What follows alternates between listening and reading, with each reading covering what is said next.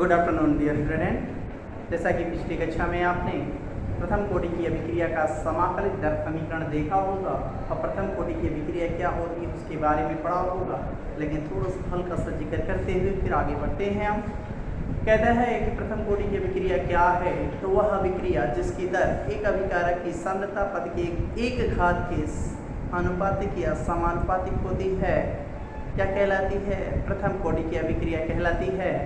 आपने इसके लिए समाकलित दर समीकरण लिखा होगा, वो होगा क्या? E बराबर 2.303 upon T log base 10 A upon A minus x.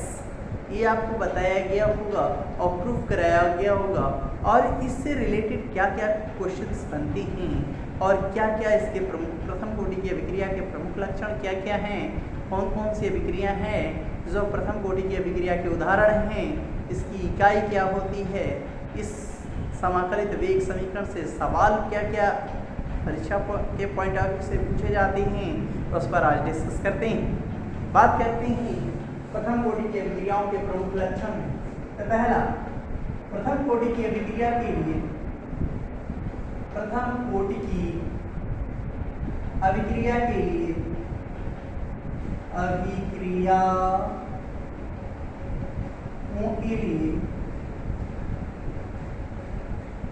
समाकलित दर समीकरण क्या होता है? समाकलित दर समीकरण या समाकलित वेग समीकरण A बराबर 2.303 upon T log base 10 A upon A minus x. ये क्या है? अभिकारक की प्रारंभिक सांद्रता, और A माइनस एक्स क्या है? A माइनस एक्स अभिकारक की सांद्रता तब है जब t समय बाद अभिकारक की सांद्रता है, अभिकारक की सांद्रता है, और ये क्या है?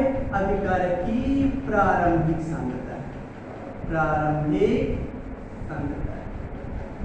और t को तो आप जान रहे हैं कि समय है, और ये क्या है? वेग स्थिरांक है। नंबर दूसरा बात जो इसमें महत्वपूर्ण है वो जान ले, प्रथम कोटि की अभिक्रिया की अर्ध आयु, प्रथम कोटि की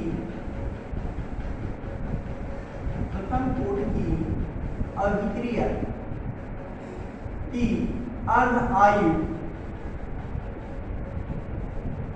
अभिकारक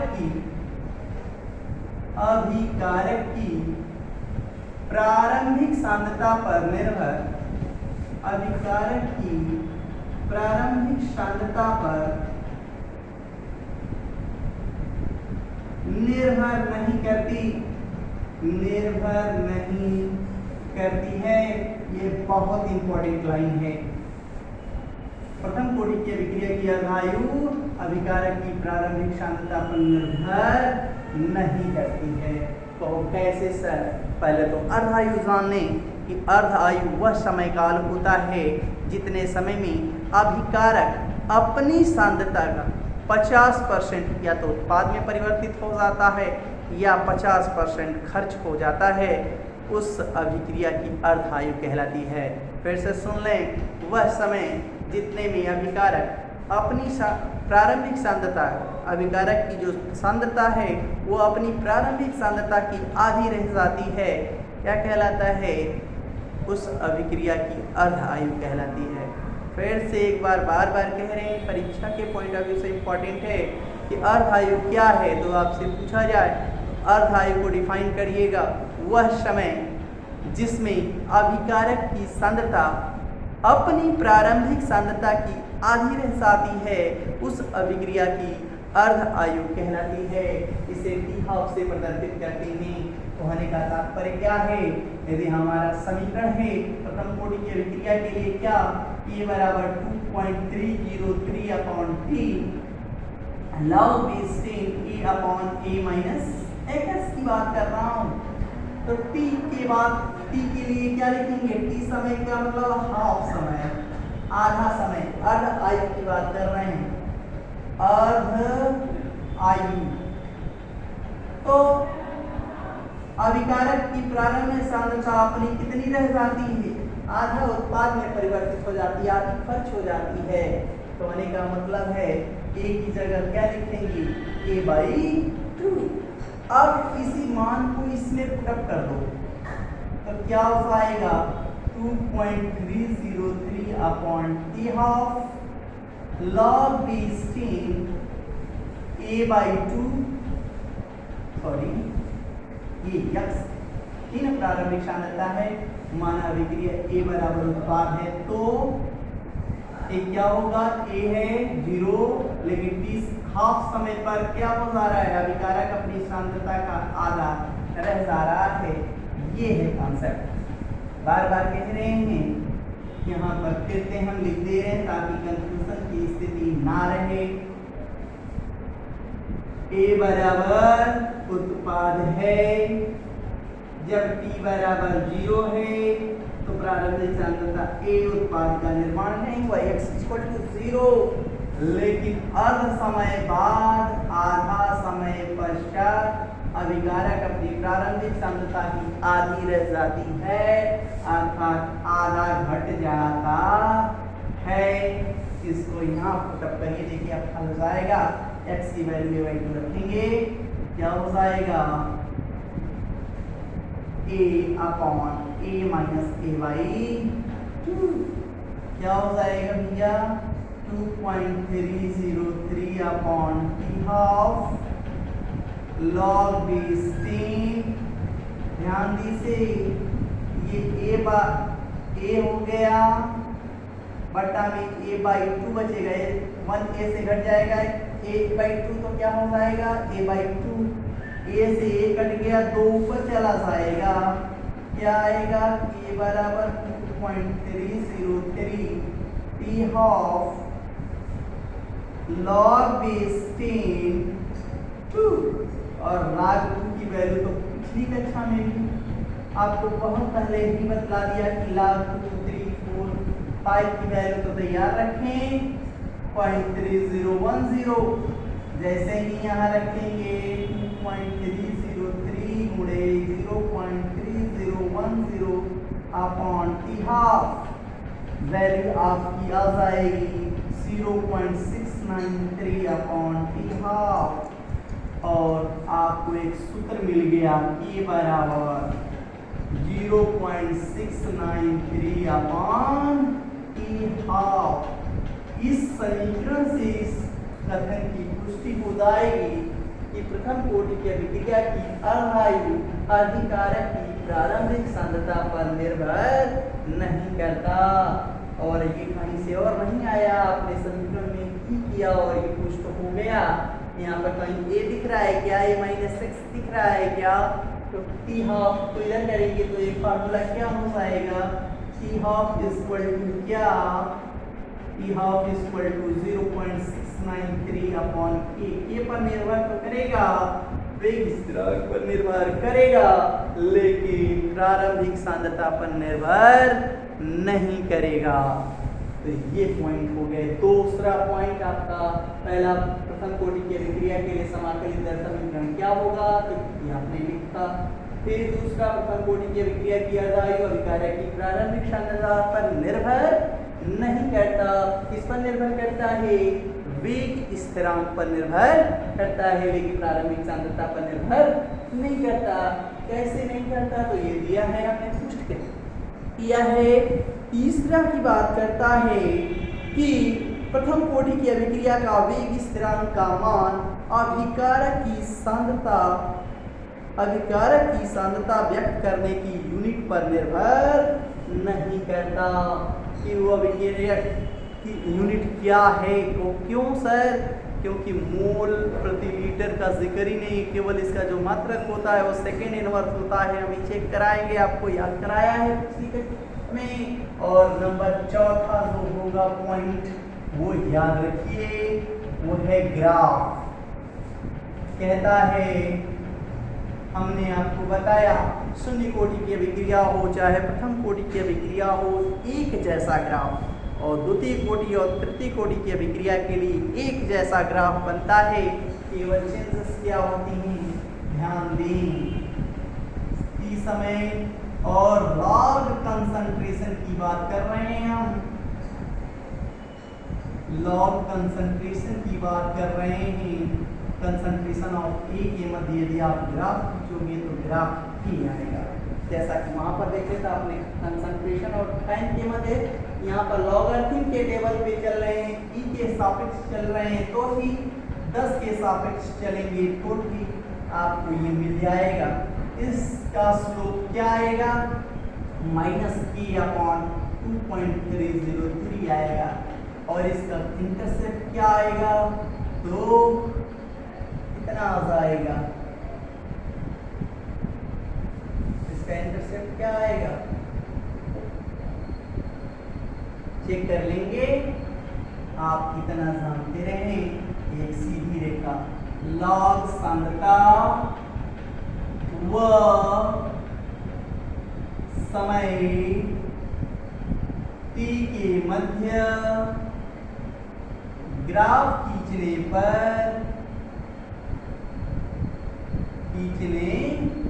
पर एक सीधी रेखा प्राप्त होती, सीधी रेखा प्राप्त होती। इतना ज्यादा जानना है, इससे अधिक नहीं जानना है आपको। कैसा ग्राफ आता है, किसके किसके मध्य ग्राफ खींचा जाता है, इस पर बात करेंगे। अब बात करते हैं कि प्रथम कोटि की अभिक्रिया के उदाहरण कौन कौन से हैं, तो उसके लिए भी हम थोड़ा सा समय लेते हैं, फिर आपको सारे एग्जाम्पल्स बता देते हैं।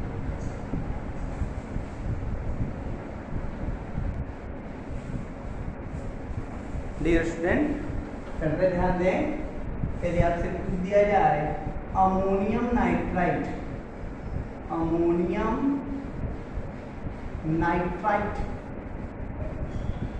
का विघटन पूछा जाए तो आप बता दोगे किस कोटि की अभिक्रिया है, तो कह दोगे सर यह प्रथम कोटि की अभिक्रिया है। आपसे कह दिया जाए नाइट्रोजन पेंटाऑक्साइड, नाइट्रोजन पेंटाऑक्साइड का विघटन, तो आप सांद्रता पद की घात इसमें भी क्या पाओगे? N2O5 के पावर 1 पाओगे। देखो ये दो से मतलब नहीं है, मैं बार बार कह रहा हूँ, ये सांद्रता पद की घात प्रयोग द्वारा निर्धारित वैल्यू है। और यदि आपसे हाइड्रोजन पेरोक्साइड के विघटन की बात करें, प्लेटिनम उत्प्रेरक भी हो तो कोई दिक्कत नहीं है, तो dx/dt is directly proportional to H2O2 के कंसंट्रेशन के पावर 1। मतलब ये भी कौन सी कोटि की अभिक्रिया है? प्रथम कोटि की अभिक्रिया है। सल्फ्यूरिल, यह क्या है? हाइड्रोजन पेरोक्साइड, ये क्या है? Sulphuryl chloride, sulphuryl chloride SO2Cl2 की सांद्रता हो जाएगी क्या? के घात 1 होगी, तो ये भी क्या हो जाएगा? प्रथम कोटि की ही अभिक्रिया होगी। यदि आपसे कह दिया जाए एथिल क्लोराइड का विघटन किस कोटि की अभिक्रिया है, तो ये भी आप बताएंगे क्या? सर जी इसकी भी सांद्रता पद की घात क्या है? 1। तो ये भी प्रथम कोटि की अभिक्रिया है। जितनी भी रेडियो एक्टिव विघटन की बात कर रहे हैं, अभिक्रिया की बात कर रहे हैं, अल्फा कण की बात निकलना है। आप एक अल्फा कण क्या कर रहा है? निकल रहा है। तो एक अल्फा कण निकलने से परमाणु क्रमांक में 2 की कमी, परमाणु भार में 4 की कमी होती है, और यही है अल्फा कण। इस तरह की जो अभिक्रियाएं होती हैं वो भी किस कोटि की अभिक्रियाएं होती हैं? आपकी प्रथम कोटि की अभिक्रिया के ही उदाहरण होती हैं। इसको भी ध्यान से देखें, इसमें से कई क्वेश्चंस पूछे गए हैं, जैसे ये पूछा गया, ये पूछा गया, ये भी पूछा गया है और ये पूछा गया है। तो हमने आपको इलाट ऑफ एग्जाम्पल दिए हैं, इसके साथ साथ भी और एग्जाम्पल भी हैं, उनकी भी बात, इसीलिए हमने थोड़ा सा कुछ समय मांगा कि हम आपको पूरा का पूरा एग्जाम्पल दे पाएँ। इतने एग्जाम्पल्स आपने पढ़े, तत्पश्चात आपसे कोई कह दे SN1 अभिक्रिया, जितनी भी SN1 अभिक्रियाएं होती हैं मतलब इसका नाम होता है न्यूक्लियोफिलिक। ये देखिए अच्छा 11 अच्छे से पढ़ा होगा तो इसको जानते होंगे। Nucleophilic substitution reaction in unimolecular. कहने का तात्पर्य है इस तरह का ग्राफ यदि आपने किसी रिएक्शन के लिए पढ़ा है, मतलब एक बार उसका ट्रांजिशन फेज में इंटरमीडिएट बनता है जो अस्थायी होता है, वो दूसरी बार में रिएक्टेंट के साथ जुड़ता है, दूसरे आपका न्यूक्लियोफाइल के साथ वो क्या होता है, जुड़ जाता है, एक दूसरे न्यूक्लियोफाइल को हटाकर और प्रोडक्ट का निर्माण करता है। इस तरह की अभिक्रिया SN1 अभिक्रियाएं कहलाती हैं। ये सारी की सारी प्रथम कोटि की अभिक्रिया होती है, क्योंकि इसमें इंटरमीडिएट बनने की परिघटना होती है, स्लो होती है, और न्यूक्लियोफाइल के जुड़ने की घटना जो होती है वो फास्ट होती है। तो केवल इस पर निर्भर करेगा स्लो पर, क्योंकि यही रेट डिटरमिनिंग स्टेप होता है, रेट डिटरमिनिंग। तो आपसे पूछा जा सकता है वह कौन सा स्टेप है जो रेट डिटरमिनिंग होता है। तो स्लो स्टेप की वेग निर्धारक पद होता है, वेग निर्धारक पद होता है, और फास्ट वेग निर्धारण नहीं कर पाता, तो केवल एक पर निर्भर कर रहा है, इसीलिए यह यूनिमॉलिक्यूलर केवल एक अणु का अभिक्रिया है। इसमें आपको एग्जाम्पल की बात करें तो एक एग्जाम्पल ले लेते हैं CCl3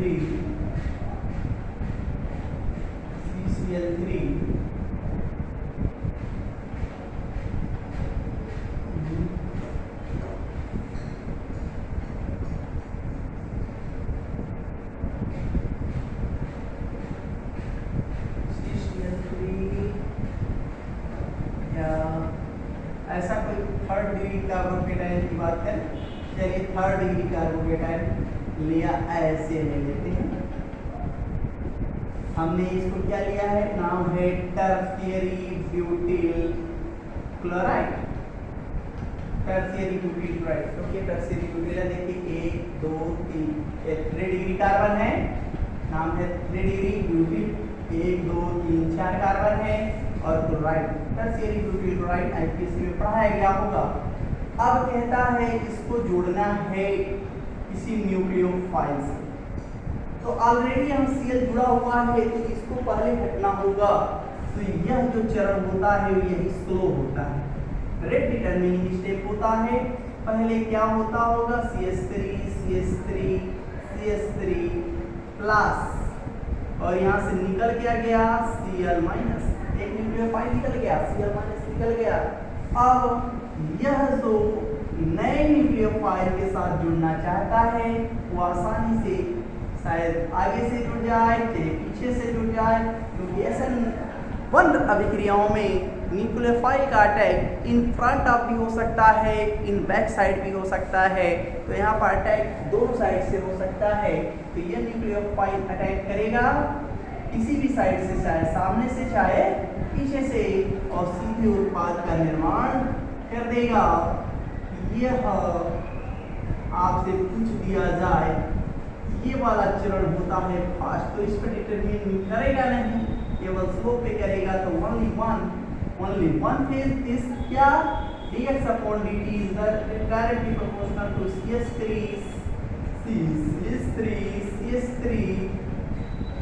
पॉजिटिव, केवल इसकी सांद्रता पर निर्भर कर रहा है। जितना जल्दी ये बनेगा उतना जल्दी उत्पाद का निर्माण होगा। तो कितना जल्दी ये बना, तो एक ही पे बना, एक ही पे है, तो यूनिमॉलिक्यूलर हो गया, एक अणु का अभिक्रिया हो गई। और इसके लिए आप कौन से अभिक्रिया की कोटि बताएंगे, तो अभिक्रिया की कोटि 1 बतलाएंगे कि सांद्रता पद की घात क्या है, 1 है। केवल एक अभिकारक की सांद्रता पद की घात वो भी एक घात पर निर्भर कर रही है। इसी के साथ 2 एग्जांपल्स और भी हैं। एस्टर का जल अपघटन, एस्टर का जल अपघटन, और सुक्रोज का जल अपघटन। एस्टर का जल अपघटन और सुक्रोज का जल अपघटन भी आपके प्रथम कोटि की अभिक्रिया के ही उदाहरण है, लेकिन इसको हम छद्म प्रथम कोटि की अभिक्रिया कहेंगे। छद्म प्रथम कोटि की अभिक्रिया कहेंगे क्योंकि यहाँ पर केवल एक की सांद्रता परिवर्तित है, दूसरे की सांद्रता परिवर्तित नहीं होगी। यहाँ पर केवल एक सांद्रता है ई है, इसका मतलब ये ही इस कोटि की अभिक्रिया है, प्रथम कोटि की ही अभिक्रिया का उदाहरण होगी। तो आपने प्रथम कोटि की अभिक्रियाओं के उदाहरण पढ़े। अब बात करेंगे सर जी इसको पढ़ाइए, तो जब छद्म पढ़ा देंगे, जिस दिन छद्म का टर्न आएगा उस दिन छद्म के एग्जाम्पल भी आपको ये दोनों एग्जाम्पल रिएक्शन के साथ देंगे। बहुत अच्छे रिएक्शन है, एक रिएक्शन पढ़ा देंगे तो यही हो जाएगा, लेकिन वहाँ पर भी अच्छे से पढ़ाएंगे। एस्टर क्या होता है तो जाने, RCOOR ये आपका एस्टर होता है। सुक्रोज क्या होता है, चीनी होता है, C12H22O11, इसका जल अपघटन करेंगे ग्लूकोज और फ्रक्टोज बनेगा, ऊपर वाले का करेंगे तो एक एसिड बनेगा और एक एल्कोहल बनेगा, क्योंकि एसिड और एल्कोहल से मिलकर बनता है एसिड और एस्टर, पानी निकल जाता है। ये आपको पढ़ाया जाएगा। ये कहाँ, छद्म प्रथम कोटि की अभिक्रिया में। अब बात करते हैं प्रथम कोटि की अभिक्रिया के मात्रक की बात। तो मात्रक कहाँ से निकालेंगे, तो मात्रक तो हम बहुत अच्छे से बताए हैं कि अभिक्रिया का मात्रक कैसे ज्ञात करते हैं। क्या का मात्रक तो आपको बताया ट्रिक, मोल 1 - n, litre n-1, second inverse, time inverse बोल सकते हैं। n की वैल्यू प्रथम के लिए क्या होगी 1, मोल एक में से एक घट जाएगा, लीटर एक में से एक घट जाएगा, सेकेंड इनवर्स बच जाएगा, ये पूरा का पूरा टर्म 1 हो जाएगा। आंसर क्या होगा, सेकेंड इनवर्स आंसर। तो प्रथम कोटि की अभिक्रिया की इकाई क्या होती है, सेकेंड इनवर्स।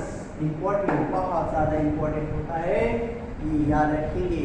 अब रही बात प्रथम कोटि की अभिक्रिया के समाकलित दर समीकरण या उसकी अर्ध आयु से रिलेटेड सवाल, तो इस सवालों पे भी एक कड़ी श्रृंखला को हम नेक्स्ट क्लास में पढ़ाएंगे। आज के लिए इतना ही, थैंक यू।